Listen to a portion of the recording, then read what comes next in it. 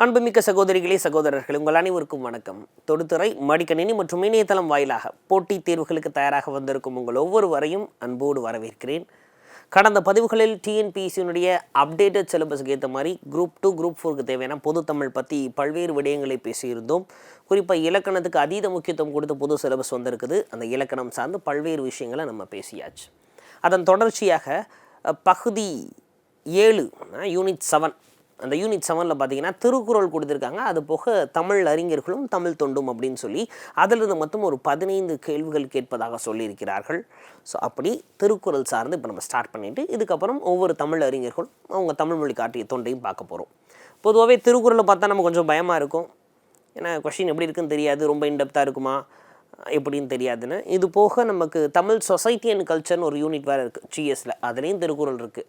So இப்போ திருக்குறள் இல்லாமல் நம்ம எக்ஸாம்ஸ் கிளியர் பண்ண முடியாது. ஸோ திருக்குறள் சார்ந்து எக்ஸாமுக்கு என்னென்ன தேவையோ அது எல்லாத்தையும் இந்த பதிவில் நம்ம சூப்பராக பார்க்கலாம். திருக்குறள் 14 கீழ்கணக்கு நூல்களுள் தலையாய நூல், கிட்டத்தட்ட ஒரு மறை அப்படின்னு இந்த திருக்குறளை சொல்கிறோம் இல்லைங்களா. 14 கீழ்கணக்கே அறநூல்கள். ஏன்னா 18 புக்கில் 11 புக்கு அறம் பற்றி பேசுதுங்க. அந்த அறம் பற்றி பேசுகிற 11 புக்குலேயே டானுக்கெல்லாம் டான் அப்படின்ற மாதிரி இருக்கிறது தான் இந்த திருக்குறள், சரிங்களா. ஒரு மறை அப்படின்னு இதை போற்றப்படுகிறது. இந்த சங்க இலக்கியங்களோடு பெருமை மிக்க ஒரு நூலாக இந்த திருக்குறள் இருக்குது. இந்த திருக்குறளுக்கு இயல்பாகவே நம்ம முப்பால் அப்படின்னு சொல்கிறோம். ஏன் முப்பால் அப்படின்றோம் அப்படின்னா, அறத்துப்பால், பொருட்பால், இன்பத்துப்பால் என்ற 3 பகுப்புகளை உடையதால் இதை முப்பால் அப்படின்னு சொல்கிறோம். அப்போ திருக்குறளோட பேர் என்னென்னா முப்பால் தான், சரிங்களா. மொத்தம் கிட்டத்தட்ட 107 மொழிகளில் திருக்குறள் அப்படின்றது மொழிபெயர்க்கப்பட்டிருக்கு. பெரும்பான்மையான மொழிகளில், அதாவது எப்படி சொல்கிறாங்கன்னா, உலகத்திலேயே பைபிள் தான் அதிகமாக மொழிபெயர்ப்பு செய்யப்பட்ட புத்தகம் அப்படின்னு சொல்கிறாங்க. அந்த பைபிளுக்கு அடுத்த இடத்துல அதிகமாக மொழிபெயர்ப்பு செய்யப்பட்ட நூல் இந்த திருக்குறள் தான்.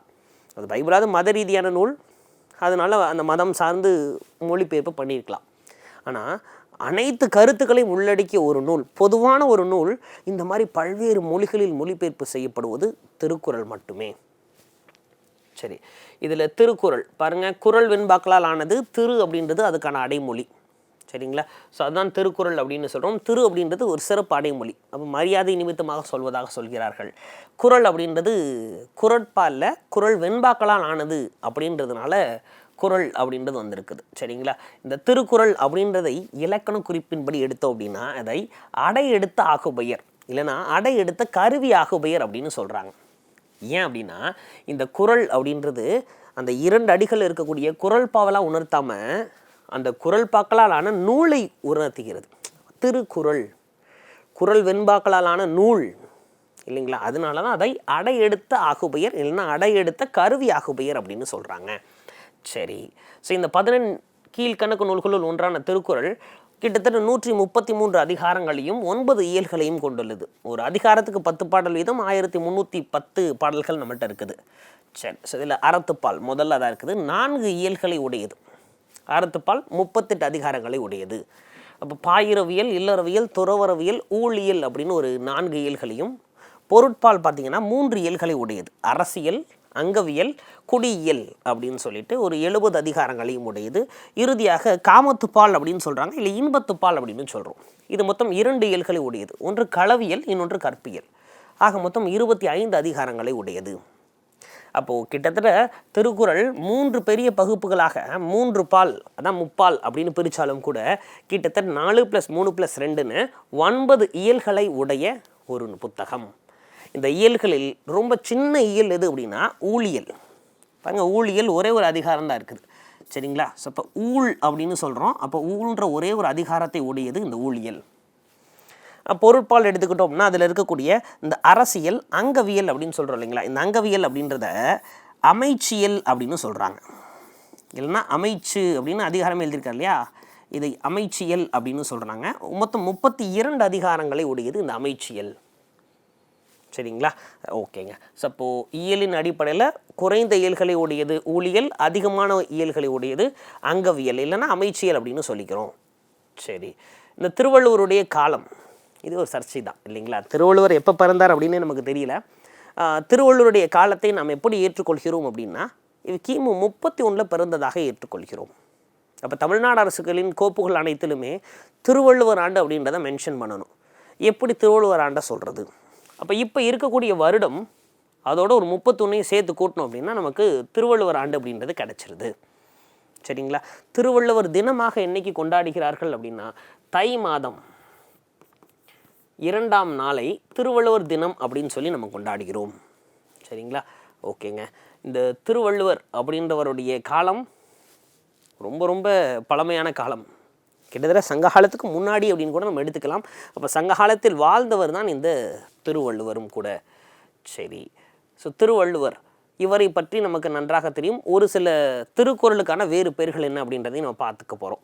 திருக்குறளுக்கான வேறு பெயர்கள் பாருங்கள். தமிழ் மறை அப்படின்னு சொல்கிறோம். உலக பொதுமறை, முப்பால், பொய்யாமொழி, வாயுரை வாழ்த்து, உத்தரவேதம், தெய்வநூல், திருவள்ளுவம், பொருளுரை, பொதுமறை, முதுமொழி, திருவள்ளுவப் பயன். நச்சினார்க்கினியார் சொல்கிறார் திருவள்ளுவப் பயன் அப்படின்னு அந்த புத்தகத்தை குறிப்பிடுகிறார். முப்பால் 11 கீழ்கணக்கில் முப்பால் அப்படின்னு சொல்கிறோம். அற இலக்கியம், அறிவியல் இலக்கியம், குறிக்கோள் இலக்கியம், நீதி இலக்கியத்தின் நந்தா விளக்கு அப்படின்ற பல்வேறு சிறப்பு பெயர்களை உடைய புத்தகம் இந்த திருக்குறள். இதில் எங்கே நம்ம கன்ஃபியூஸ் ஆகும் அப்படின்னா உத்தரவேதம். ஏன்னா உத்தரவேதம்னு திருக்குறளை சொல்கிற மாதிரி வேளாண் வேதம் அப்படின்னு சொல்லிட்டு இன்னொரு புத்தகத்தை குறிப்பிடுகிறார்கள். சரிங்களா? அது என்னையா வேளாண் வேதம்? அப்போ நாலடியாரை வேளாண் வேதம்னு சொல்கிறாங்க, திருக்குறளை உத்தரவேதம் அப்படின்னு சொல்கிறாங்க. சரிங்களா? ஸோ இப்போ இதில் நம்ம கன்ஃபியூஸ் ஆகிடக்கூடாது. உத்தரவேதமா வேளாண் வேதமா அப்படின்னு. உத்தரவேதம் தான் திருக்குறள். சரி, திருக்குறளுக்கான வேறு பெயர்கள் பார்த்தாச்சு. இந்த திருக்குறளை இவ்வளோ அழகாக எழுதிய திருவள்ளுவருக்கான வேறு பெயர்கள் என்னன்றதை தெரிஞ்சுக்கணும் இல்லைங்களா? பாருங்கள், வள்ளுவ நாயனார் அப்படின்றாங்க, தேவர், முதற்பாவலர், தெய்வப்புலவர், நான்முகன், மாதானு பங்கி, சென்னா போதார், பெருநாவலர், பொய்யில் புலவர் அப்படின்றதான் திருவள்ளுவருக்கு வழங்கக்கூடிய வேறு சிறப்பு பெயர்கள். சரி, திருக்குறளின் சிறப்பை எடுத்துக்கூறக்கூடிய நூல் தான் திருவள்ளுவ மாலை அப்படின்ற நூல். சரிங்களா? எஸ், இது சிவசிவ வெண்பா, தினகரன் வெண்பா, வடமலை வெண்பா, சேமேசர் முதுமொழி வெண்பா, குமரேச வெண்பா ஆகியவை திருக்குறளின் சிறப்பை கூறக்கூடிய நூல்கள். வெண்பா ஏன்னா குறள் வெண்பாக்களால் ஆனது இல்லையா? ஸோ அதுக்கு இந்த திருக்குறளுக்கு உரை எழுதியவர்கள். எதுக்கு சார் உரை எழுதணும்? அதாவது செய்யுள் பொறுத்த வரைக்கும் நமக்கு பாடல்கள் பெரும்பாலும் புரியாது, அவ்வளோ அறக்கருத்துக்களை சொல்லியிருப்பாங்க. அப்போ அது புரிகிற மாதிரி இருக்குன்னா நமக்கு உரை தேவை. அப்படி அந்த காலத்திலேயே திருக்குறளுக்கு ஒரு பதின்மர் அப்படின்னு சொல்கிறோம், 10 பேர் உரை எழுதியிருக்கிறாங்க.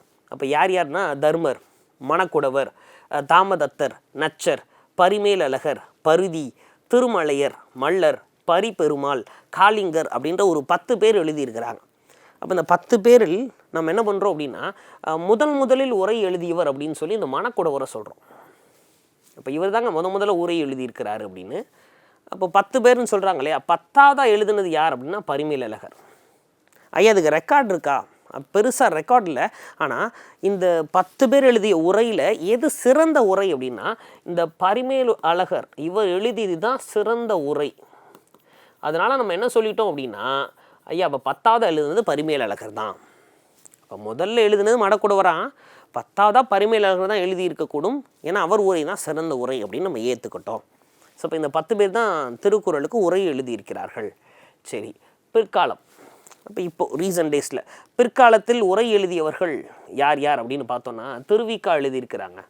சரிங்களா? ஸோ திருவிக்கா அவர்கள் எழுதியிருக்கிறார்கள். நாமக்கல் ராமலிங்கனார், காந்திய கவிஞர் அப்படின்னு சொல்கிறோம், நாமக்கல் கவிஞர் ராமலிங்கனார் எழுதியிருக்கிறாரு. சரவண பெருமாள் ஐயர் எழுதியிருக்கிறாரு.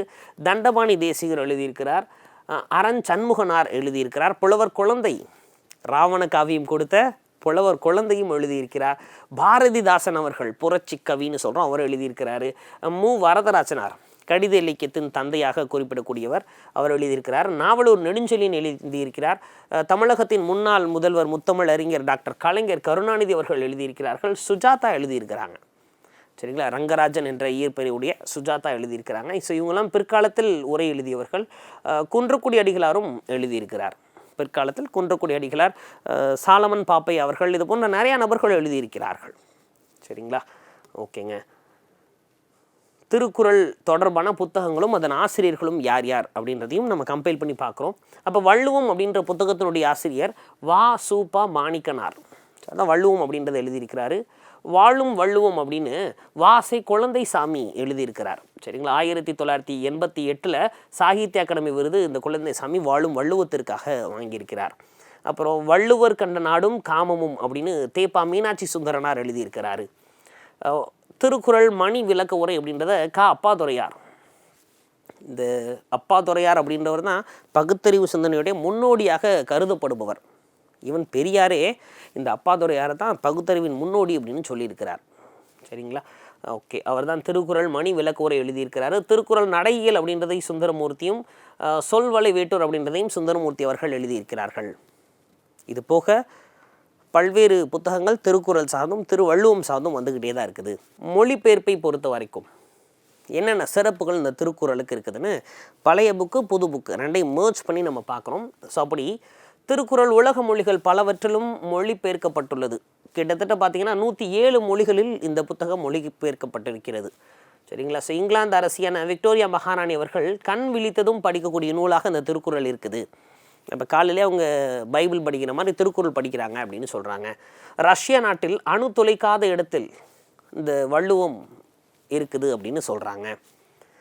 ஓகே, திருக்குறள் எந்தெந்த மொழியில் மொழிபெயர்க்கப்பட்டிருக்கிறது, அந்த மொழிபெயர்த்தவர்கள் யார் யார் அப்படின்றத கொடுத்துருக்குறாங்க. லத்தீன் மொழியில் வீரமாமுனிவர் அவர்கள் மொழிபெயர்த்திருக்கிறார். சரிங்களா, எஸ், லத்தீன் மொழியில் வீரமாமுனிவர். இந்த வீரமாமுனிவர் நமக்கு சிலபஸில் இருக்கிறாரு. கான்ஸ்டன்டைன் ஜோசப் பெஸ்கி அப்படின்றது தான் இவருடைய இயற்பெயர். சரிங்களா, ஸோ இங்கே தமிழ்நாட்டிற்கு கிறிஸ்தவத்தை பரப்ப வந்தவர் தமிழ் மொழி பிடிச்சி போய் தன்னுடைய பெயரை தைரியநாத சாமின்னு மாற்றிக்கிறார். அப்போ தைரியநாத சாமியா சமஸ்கிருதத்தில இருக்குது, நம்ம தமிழ் பேரை தானே மாற்றணும்னு ஆசைப்படுறோம் அப்படின்னு சொல்லி தைரியநாத சாமியிலேருந்து வீரமா முனிவர் அப்படின்னு தன்னுடைய பெயரை மாற்றிக்கிறாரு. ஒரு இந்திய முனிவர் எப்படி இருப்பாரோ அதே மாதிரி காவி உடை அணிந்து கொள்கிறார். ஸோ அவர் தான் லத்தீன் மொழியில் இந்த திருக்குறளை மொழிபெயர்த்திருக்கிறார். இந்த வீரமா முனிவர் தான் தமிழில் எழுத்து சீர்திருத்தம் அப்படின்னு சொல்கிறோம் இல்லைங்களா, வீரமா முனிவர் அவர்கள் தான் கொண்டு வந்திருக்கிறார்கள். சரி, ஸோ அடுத்து ஜெர்மன் மொழியில் க்ரவுல் அப்படின்றவர் மொழிபெயர்த்திருக்கிறார். ஆங்கிலத்தில் ஜியு போப் கிட்டத்தட்ட 40 ஆண்டுகள் கஷ்டப்பட்டு மொழிபெயர்த்திருக்கிறார் அப்படின்னு சொல்லுவாங்க. வாவியஸ் ஐயர் மற்றும் ராஜாஜி போன்றவர்களும் ஆங்கிலத்தில் மொழிபெயர்த்திருக்கிறார்கள். So ஃப்ரெஞ்சில் Ariel மொழிபெயர்த்திருக்கிறார். வடமொழியில் அப்பா தீட்சிதர் அப்படின்றவர் மொழிபெயர்த்திருக்கிறார். ஹிந்தியில் பிடி ஜெயின் அவர்கள் மொழிபெயர்த்திருக்கிறார்கள். தெலுங்கில் வைத்தியநாதன் பிள்ளை மொழிபெயர்த்திருக்கிறார். மலையாளத்தில் கோவிந்தம் பிள்ளை மொழிபெயர்த்திருக்கிறார். சமஸ்கிருதத்தில் ராமலிங்கனார் மொழிபெயர்த்திருக்கிறார். இதில் வேறு என்ன சார் இன்ட்ரெஸ்டிங் ஃபேக்ட் இருக்குது? திருக்குறளை ஆங்கிலத்தில் மொழிபெயர்த்த முதல் இந்தியர் பாலசுப்ரமணியம் அப்படின்றவர் தான். சரிங்களா, ஸோ ஆங்கிலத்தில் ராஜாஜி, வாவிஸ் ஐயர் மற்றும் ராமானுஜன் போன்றவர்களும் மொழிபெயர்த்திருந்தாலும் கூட முதல்ல பண்ணது யார் அப்படின்னா இவரை தான் சொல்கிறோம். சரிங்களா, ஸோ பாலசுப்ரமணியம் அப்படின்றவரை சொல்கிறோம். திருக்குறளை முதலாக 1812 வெளியிட்டவர் யார் சார் அப்படின்னா தஞ்சை ஞானப்பிரகாசியார் அப்படின்னு சொல்கிறோம். இவர் தான் முதல்ல வெளியிடுறார். ஏன்னா அச்சுப்பிரதி அப்படின்றது 1709 அப்புறம் தரங்கம்பாடியில் நிறுவப்படுகிறது. அதுக்கப்புறம் தான் அந்த ஓலைச்சூடியில் இருக்க புத்தகங்கள் எல்லாத்தையுமே சி.வை. தாமோதரனார் இல்லைங்களா, தமிழ் பதிப்புலகின் தலைமகன் அப்படின்னு வர சொல்கிறோம். இன்னொருத்தர் யார் அப்படின்னா நம்ம தமிழ் தாத்தான்னு சொல்லக்கூடிய ஊவேசா. இவங்களின் முயற்சியால் நிறையா தமிழ் புத்தகங்கள் வருகிறது. அப்படி திருக்குறளை முதல்ல பதிப்பித்து புத்தகமாக வெளியிட்டது இவர் தாங்க, தஞ்சை ஞானப்பிரகாசியார் அப்படின்னு சொல்கிறோம். சரிங்களா, ஸோ இந்த திருக்குறளை அணுவை துளைத்து 7 கடலை புகட்டி குறுக்கத்தரித்த குறள் அப்படின்னு சொல்லி ஔவையார் பாடியிருக்கிறாங்க. இதே மாதிரி கடுகை துளைத்து 7 கடலை புகட்டி குறுக்கத்தரித்த குறள் அப்படின்னு சொல்லி இடைக்காடனும் சொல்லியிருக்கிறாரு. சரிங்களா, ஒரு வார்த்தை தான் மாறும்.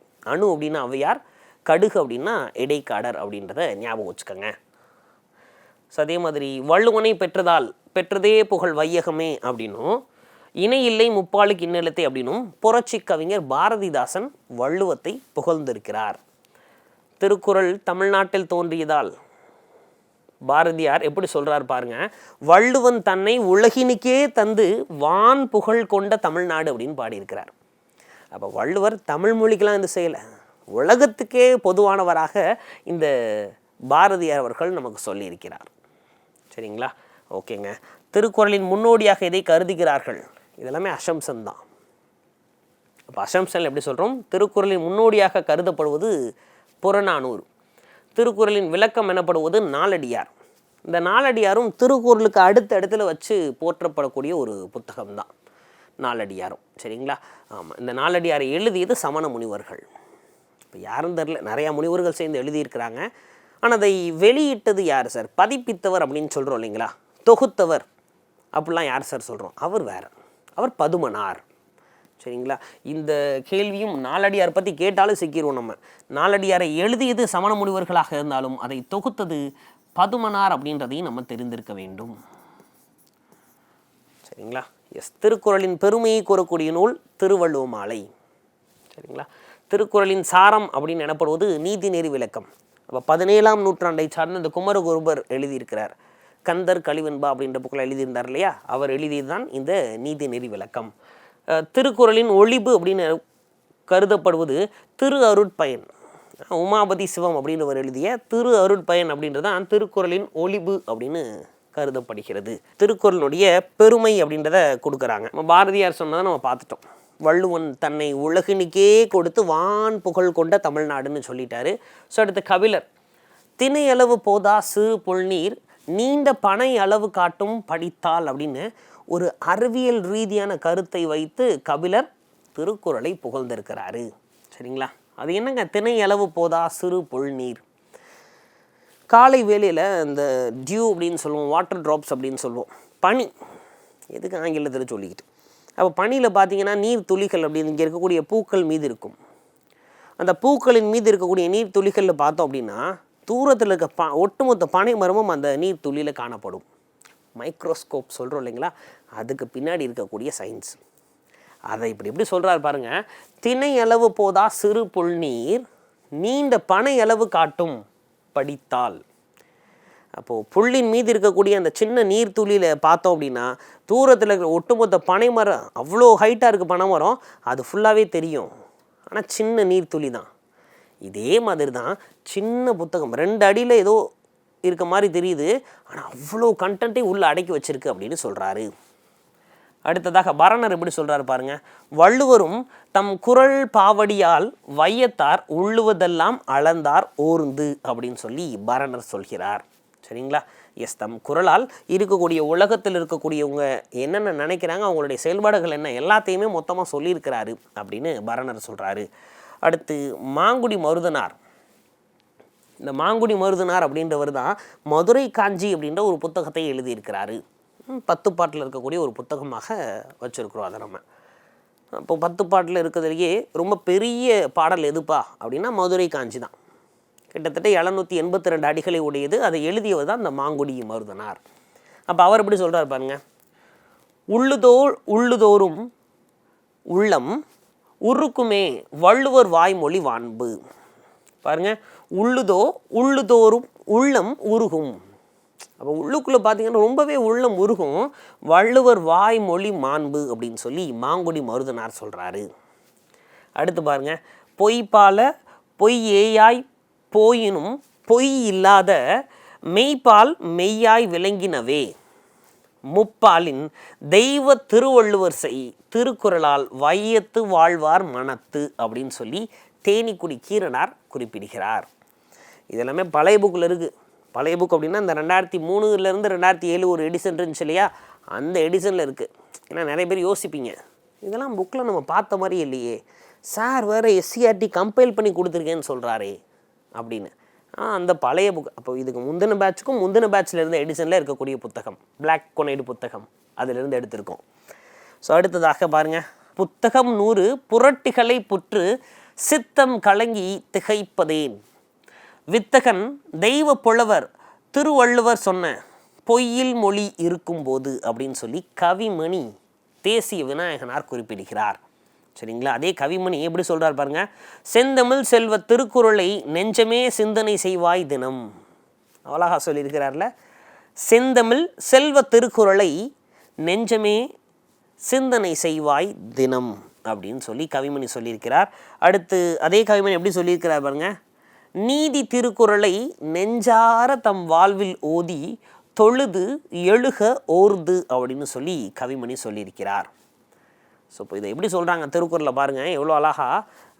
இறைவன் மனிதனுக்கு சொன்னது கீதை, பகவத்கீதையை சொல்கிறாங்க. மனிதன் இறைவனுக்கு சொன்னது திருவாசகம், மனிதன் இறைவனுக்காக பாடியிருக்கிறான். மனிதனுக்கு சொன்னது திருக்குறள் அப்படின்னு சொல்லி திருக்குறளின் புகழை பயங்கரமாக சொல்லியிருக்கிறாங்க. ஸோ இப்போ இதெல்லாமே திருக்குறள் சார்ந்த அடிப்படையாக நமக்கு கண்டிப்பாக தெரிந்திருக்க வேண்டிய விடயங்கள் இதெல்லாமே, சரிங்களா? ஸோ இப்போ திருக்குறள் நம்ம எப்படி சார் படிக்கணும்? ஒரு 20 அதிகாரங்கள் நமக்கு கொடுத்துருக்குறாங்க சார். அப்போ அந்த 20 அதிகாரங்களையுமே நம்ம கண்டிப்பாக படிக்கணுமா? கண்டிப்பாக படிக்கணும். சார் கூட்டி கழித்து பார்த்தா 20 அதிகாரம்னு சொல்கிறீங்க, ஒரு அதிகாரத்துக்கு 10 குறள்னு எடுத்து பார்த்தா 200 திருக்குறள் படிக்கணுமா? கண்டிப்பாக படிக்க வேண்டும். 200 திருக்குறள் அப்படின்னு தானே யோசிக்கிறீங்க. திருக்குறளை நமக்கு எப்படிலாம் கேள்வியில் கேட்கலாம் அப்படின்னா, ஒரு திருக்குறளை கொடுத்து அதன் கருத்தை கேட்கலாம். எடுத்துக்காட்டாக உயிரை விட மேலானது எது என வள்ளுவர் குறிப்பிடுகிறார். ஒழுக்கம், பண்பு, நற்செயல், அறநெறி அப்படின்னு ஆப்ஷன்ஸ் கொடுத்து கேட்கலாம். அப்போது நம்ம திருக்குறளை படிச்சுக்கிறப்ப பொருளை மட்டும் வச்சு படிச்சிருந்தோம்னா இந்த கொஷினுக்கு ஆன்சர் பண்ணிடலாம். உயிரை விட மேலானது ஒழுக்கத்தை சொல்லியிருக்கிறாருப்பா. ஒழுக்கம் விழுப்பம் தரலான், ஒழுக்கம் உயிரினும் ஓம்பப்படும் அப்படின்னு ஒழுக்கத்தை சொல்லியிருக்கிறாரு. அப்போது ஒழுக்கம் தான் ஆன்சர் அப்படின்னு சொல்லலாம். சப்போஸ் கேள்விகளை எப்படி கேட்குறாங்கன்னா, ஒழுக்கம் விழுப்பம் டேஸ், ஒழுக்கம் டேஸ் ஓம்பப்படும் அப்படின்னு அண்டர்லைன் பண்ணி அந்த வார்த்தை என்ன வரும்னு கேட்டுறாங்க. ஸோ அப்படி கேட்டால் நாம் சிக்கிடுவோம். அப்போது அட்லீஸ்ட் ஒரு முறையாவது அந்த 200 திருக்குறளையும் நம்ம ரீட் பண்ணிவிட்டு அதன் அர்த்தத்தை தெரிந்து கொள்வது சேஃப். சரி, இந்த 200 திருக்குறள் படிக்கிறோமே சார், அப்போ இது பொது தமிழுக்கு மட்டும்தான் பயன்படுமா? கிடையாது. அப்புறம் ஜென்ரல் ஸ்டடீஸில் தமிழ் சொசைட்டி அண்ட் கல்ச்சர் இருக்குது இல்லையா, அந்த தமிழ் சொசைட்டி அண்ட் கல்ச்சர்லையும் தேவைப்படும். ஸோ அதனால் திருக்குறளை விட்டுட்டு நம்மளால் ஒன்றும் பெருசாக கிளியர் பண்ணிட முடியாது. அதனால் தயவு செய்து அந்த 20 அதிகாரங்களை ரீட் பண்ண மறந்துடாதீங்க, மறந்தும் இருந்து விடாதீர்கள். சரி, ஸோ இப்போ முதல்ல நம்ம என்ன பண்ணுறோம் அப்படின்னா, இப்போதைக்கு ஒழுக்கம் உடைமையிற அதிகாரம் கொடுத்துருக்காங்க. ரொம்ப எளிமையான ஒரு அதிகாரம் தான், ஆல்ரெடி நம்ம படித்தது தான். ஸோ அதனால் ஃபாஸ்ட்டாக அந்த அதிகாரத்துலேருந்து நம்ம இன்றைக்கி ஆரம்பிக்கலாம். அந்த 20 அதிகாரத்தையும் நமக்கு தேவைப்படுற மாதிரி இருக்கக்கூடிய, அதாவது கடினமான குறளை மட்டும் இன்டெப்த்தாக பார்த்துருவோம். ஒரு சில எளிமையான திருக்குறளை மேலோட்டமாக பார்த்துட்டு போயிடலாம். இப்போ ஒழுக்கம் உடைமையிலேருந்து கொடுத்துருக்குறாங்க. முதல் திருக்குறள் தெரிஞ்ச திருக்குறள் தான். ஒழுக்கம் விழுப்பம் தரலான், ஒழுக்கம் உயிரினும் ஓம்பப்படும். அப்போ ஒழுக்கம் தான் எதை கொடுக்குதா? விழுப்பம் அப்படின்னா சிறப்பு, உயர்வு அப்படின்னு அர்த்தம். அப்போ ஒழுக்கம் தான் உயர்வை கொடுக்கறதால இந்த ஒழுக்கம் உயிரை விட பெருசு அப்படின்னு சொல்கிறாரு, சரிங்களா? ஸோ ஓம்பப்படும் அப்படின்னா, ஓகே, ஓம்ப அப்படின்னா பாதுகாத்தல் அப்படின்னு அர்த்தம், சரிங்களா?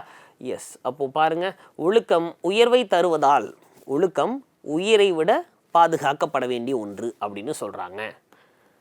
சரி, அப்படி அடுத்து பாருங்கள், பரிந்தோம்பி காக்க ஒழுக்கம் தெரிந்தோம்பி தேரினும் அஃதே துணை. அப்போ பரிந்து அப்படின்னா விரும்பி அப்படின்னு அர்த்தம். அப்போ பரிந்து ஓம்பி காக்க, ரொம்ப விருப்பப்பட்டு பத்திரமா பாதுகாக்கணும் அப்படின்னா ஒழுக்கத்தை பாதுகாப்பாக வச்சுக்க. அப்போ தெரிந்தோம்பி, அப்போ தெரின்னா தெரிந்த அளவில், தேரினும் நல்லா ஆராய்ச்சி பண்ணி பார்த்தா அஃதே துணை. அஃதேன்னு எதை சொல்கிறாங்க? ஒழுக்கத்தை சொல்கிறாங்க, சரிங்களா? ஸோ அப்போ பரிந்தோம்பி அப்படின்னா நமக்கு விரும்பி, நம்ம ரொம்ப சந்தோஷமாக விருப்பத்தோட நீங்கள் ஒழுக்கத்தை பத்திரமா பாதுகாத்துக்கங்க. உங்களுக்கு தெரிஞ்ச அளவில் நீங்கள் எந்த ஆங்கிளில் சுற்றி பார்த்தாலும், எவ்வளோ டீப்பாக திங்க் பண்ணி பார்த்தாலும் அந்த ஒழுக்கம் தான் உங்களுக்கு துணையாக இருக்கும் அப்படின்னு சொல்கிறாரு, சரிங்களா? சரி, ஸோ அப்படியே வந்தோம்னா அடுத்த திருக்குறள் எப்படி கொடுத்துருக்காங்க பாருங்கள். அந்த திருக்குறளுக்கான பொருள், அதுக்கான அறிஞர் பொருள், அதுக்கான இலக்கண குறிப்பு எல்லாமே உங்களுக்கு ஆட் பண்ணியிருக்கு, சரிங்களா? ஸோ அதில் தாராளமாக நம்ம பார்த்துக்கலாம். ஓகே, அடுத்த திருக்குறள். ஒழுக்கம் உடைமை கொடுமை, இழுக்கம் இழிந்த பிறப்பாய் விடும். சிம்பிளாக முடிச்சு விட்டார். ஒழுக்கம் உடைமை குடிமை அப்படின்றார். அதனே ஒழுக்கம் உடைமை குடிமை. அப்போ நல்ல குடும்பத்தில் பிறந்தவன் ஒழுக்கத்தோடு இருப்பான். இழுக்கம் அப்படின்றது இழிந்த பிறப்பாய் விடும். ஒழுக்கத்தை தவறிட்டனா உன்னுடைய பிறப்பை இழிந்த பிறப்பாகி விடும் அப்படின்னு சொல்கிறாரு. இப்போ ஒழுக்கத்தோடு நடந்து கொள்ள வேண்டும். ஒழுக்கத்தை விட்டுட்டா உன்னை திட்ட மாட்டாங்களாம், உன் பிறப்பை திட்டி விடுவார்கள், உன் பிறப்பை இழிவாக பேசிடுவாங்க அப்படின்னு சொல்கிறாரு. எஸ். அடுத்தது பாருங்க, மரப்பினும் ஓத்து கொள்ளலாகும் பார்ப்பான் பிறப்பொழுக்கம் குன்ற கெடும். எப்படி சொல்கிறாரு? மரப்பினும் ஓத்து கொள்ளலாகும் அப்படின்றார். எப்போதுமே வள்ளுவர் தாம் சொல்ல வந்த கருத்தை, ஆக்சுவல் வள்ளுவமே 7 சீரில் சொல்கிறார். முதல் லைனில் ஒரு 4 சீரு, அடுத்த லைனில் ஒரு 3 சீரு. பொதுவாகவே 7 சீரில் தான் முடிப்பார் நம்மால். ஆனால் அந்த 7லையும் 3 சீர்கள் இருக்குது இல்லையா, அதுலேயே சொல்ல வேண்டியதை சொல்லிடுறார். இங்கே கூட பாருங்களேன், மறப்பினும் ஓத்து குழலாகும் அப்படின்றார். அப்போ மறப்பினும் மறந்தால் கூட ஓத் அப்படின்றது என்ன சார் அப்படின்னா ஓதுதல் அப்படின்ற அர்த்தம். படிச்சுக்கலாம், மறந்தா கூட படிச்சுக்கலாம். பார்ப்பான் பிறப்பொழுக்கம் குன்ற கெடும் அப்படின்னா நீ எதையாவது மறந்துட்டா கூட படிச்சுக்கலாம்டா, ஆனால் மறந்து போய் ஒழுக்கத்தை தவறிட்டனா முடிஞ்சிருச்சு அப்படின்னு அர்த்தம். சரிங்களா? எஸ், கிளியராக இருக்கா? மற்ற விஷயத்தை மறந்தா கூட நீ கற்றுக்கலாம், ஆனால் மறந்து போய் கூட ஒழுக்கத்தை தவற விட்டால் அவ்வளோதான், சோழி முடிஞ்சிருச்சு அப்படின்னு சொல்கிறாரு. ஸோ அடுத்தது பாருங்கள், அழுக்கார் உடையான்கண் ஆக்கம் போன்று இல்லை, ஒழுக்கம் இலான்கண் உயர்வு. இப்போ எக்ஸாம்பிளாக சொல்கிறார் இல்லைங்களா, அழுக்காறு உடையான்கண், அழுக்கார்னா பொறாமைப்படுறவன், சரிங்களா, அவன்கிட்டக்க ஆக்கம் போன்று இல்லை. அப்போ பொறாமை இருக்கிறவன்ட போய் செல்வம் நிலையாக இருக்காது. எப்படி சார் பொறாமை இருக்கவன்ட செல்வம் இருக்காதுன்றீங்க? சிம்பிள். ஏது வீட்டுக்காரனோ பக்கத்து வீட்டுக்காரனோ ஒரு பெரிய கார் வாங்கியிருக்கான், லக்ஸுரியஸான ஒரு டாப் எண்ட் கார் வாங்கியிருக்கான். பொறாமப்பட்ட என்ன பண்ணுவான்? ஓ, நீ கார் வாங்கிட்டியா, நானும் வாங்குகிறேன். சிவமா ஷுவர் தானே? அப்போ அதுதான் சொல்கிறாங்க, பொறாமை இருக்கவன்கிட்ட அழுக்காருடையான்கண் ஆக்கம் போன்று இல்லை. பொறாமை இருக்கவன்கிட்ட செல்வம் இருக்காது. அதே மாதிரி தான் ஒழுக்கம் இலான்கண் உயர்வு. பாருங்க, அப்போ எடுத்துக்காட்டு ஓமையினி பயன்படுத்தி இருக்கிறார் இல்லைங்களா. பொறாமை இருக்கவன்கிட்ட எப்படி செல்வம் இருக்காதோ அதே மாதிரி ஒழுக்கம் இல்லாதவன்கிட்ட உயர்வு இருக்காது. சரிங்களா? அப்படியே போகிறோம். இங்கே போன்று அப்படின்ற வார்த்தை வந்திருக்குது. அப்போ போல போன்று அற்று இற்று அண்ணா இன்ன அப்படின்றது வந்திருந்தது அப்படின்னா என்ன ஆகுது அப்படின்னா ஓமை அணியாக எடுத்துக்கிறோம். சரிங்களா? ஸோ போன்று அப்படின்னு வந்ததுனால இதை ஓமை அணி அப்படின்னு சொல்கிறாங்க. சரி, ஸோ அடுத்தது, ஒழுக்கத்தின் ஒழ்கார் உறவோர் இழுக்கத்தின் ஏதம் படுபா கரிந்து. அப்போ என்ன சொல், ஒழுக்கத்தின் ஒழ்கார் உறவோர் அப்படின்றாங்க. அப்போ ஒழ்கார் அப்படின்னா விடமாட்டாங்க அப்படின்னு அர்த்தம். அப்போ ஒழுக்கத்தை ஒழ்கார் விடமாட்டாங்க. உறவோர், உறவோர்னா மன வலிமை உடையவர், நெஞ்சுரம் அப்படின்னு சொல்கிறவங்களா, மனதில் உறவு இருக்கக்கூடியவர்கள். அப்போது வலிமை உடையவர்கள், தைரியமான ஆட்கள்னு அர்த்தம். அப்போ பாருங்கள், ஒழுக்கத்தின் ஒழ்கார் உறவோர். அப்போ ஒழுக்கத்தை விட்டு மன உறுதியுடையவர் விலக மாட்டாங்களாம். ஏன் விலக மாட்டாங்கன்னா இழுக்கத்தின் ஏதம் படுபா கரிந்து. இழுக்கம் நம்ம பேரை கெடுத்துரும், ஏதாவது ஒரு தப்பில் நம்மளை மாட்டி விட்டுரும் அப்படின்றதை தெரிந்து அறிந்து, அப்போ தெரிஞ்சு ஒழுக்கத்தோடு தான் மன உறுதி உடையவர்கள் இருப்பாங்க அப்படின்னு சொல்கிறாரு. அடுத்ததாக பாருங்க, ஒழுக்கத்தின் எய்துவர் மேன்மை, இழுக்கத்தின் எய்துவர் எய்தா பழி. அப்போ ஒழுக்கத்தோடு இருக்கக்கூடியவர்கள் தான் மேன்மை. மேன்மைனா உயர்வு இல்லைங்களா, உயர்வு, நல் பெயர், நல் புகழ், அதெல்லாத்தையும் சொல்கிறோம்.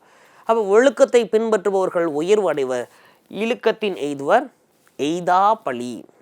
அப்போது எவன் என்ன தப்பு பண்ணாலும் ஒருத்தன் டிசிப்ளினாக இல்லை அப்படின்னா அவன் தான் அந்த தப்பு பண்ணியிருப்பான்னு சொல்லிட்டு நம்ம சொல்லிடுறோம் இல்லைங்களா. எஸ், ஒருத்தனை தீவனாக பார்த்துட்டோம் அப்படின்னா என்ன தப்பு நடந்தாலும் அவன் தான் காரணமாக தெரியப்படுவான். அதுதான் சொல்கிறார், இழுக்கத்தோடு இருந்தால் எய்தா பழி, என்ன நடந்தாலும் இவன் தான்ப்பா அப்படின்ற மாதிரி அவன் மேலே பழி வந்துடும் அப்படின்னு சொல்கிறாங்க. அடுத்து பாருங்க, நன்றிக்கு வித்தாகும் நல்லொழுக்கம் தீயொழுக்கும் என்றும் இடும்பை தரும். இடும்பைனா துன்பம். அப்போ நன்றிக்கு வித்தாகும், வித்துனா விதை. அப்போ நன்மைக்கு இந்த நல்ல ஒழுக்கம் விதை போன்றது, தீயொழுக்கம் என்னைக்கு இருந்தாலும் அது பிரச்சனை, துன்பம் அப்படின்னு சொல்கிறாரு. சரிங்களா? அப்படியே வந்தோம் அப்படின்னா, ஒழுக்கம் உடையவருக்கு ஒள்ளாவே தீய வழுக்கியும் வாயார் சொல்லல். என்னையா சொல்கிறாரு? அப்போ ஒழுக்கம் உடையவருக்கு ஒள்ளாவே பொருந்தாதே அப்படின்னு அர்த்தம். என்ன பொருந்தாதான்? தீய வழுக்கியும் வாயார் சொல்லல். அப்போ ஒழுக்கமாக இருக்கவனுக்கெல்லாம் இது பொருந்தாதுடா. எது பொருந்தாதான்? தப்பித்தவர் கூட வாயிலிருந்து தீய வார்த்தைகள் வழுக்கியும், தப்பித்தவர் கூட வாயில் சொல்கிறது. சரிங்களா? அப்போ ஒழுக்கத்தோடு இருக்கவனுக்கெல்லாம் பொருந்தாது அப்படின்னு சொல்கிறாங்க. கடைசி திருக்குறளாக பார்க்கிறோம், ரொம்ப முக்கியமானது. உலகத்தோடு ஒட்ட ஒழுகல் பல கற்றும் கல்லார் அறிவிலாதார். அப்போ இந்த உலகத்தோடு ஒத்து போகணுமா, அந்த ஒத்து போகிறத கற்றுக்கிறாதவன் பல கற்றும் அறிவில்லாதார்னு சொல்கிறார். இது கொஞ்சம் மாற்றி வாசித்து பார்ப்போமா, ஈஸியாக புரியும். உலகத்தோடு ஒட்ட ஒழுகல் அதை முதல்ல எடுத்துக்கிட்டு கல்லார் அப்படின்றத ரெண்டாவது எடுத்துக்குவோம். பல கற்றும் அறிவிலாதார். இப்போ வாசித்து பாருங்கள். அப்போ உலகத்தோடு ஒட்ட ஒழுகல் கல்லார் பல கற்றும் அறிவிலாதார். உலகத்தோடு ஒத்து போகிறதுக்கு கற்றுக்கிறவே இல்லை அப்படின்னா எவ்வளோ படிச்சிருந்தாலும் அவன் அறிவே இல்லாதவன் அப்படின்னு சொல்கிறாரு. மீண்டுமாக வேறொரு பதிவில் இதனுடைய தொடர்ச்சியை நாம் காண்போம். தொடர்ந்து இணைந்திருங்கள். Wish all the very very very best. நன்றி.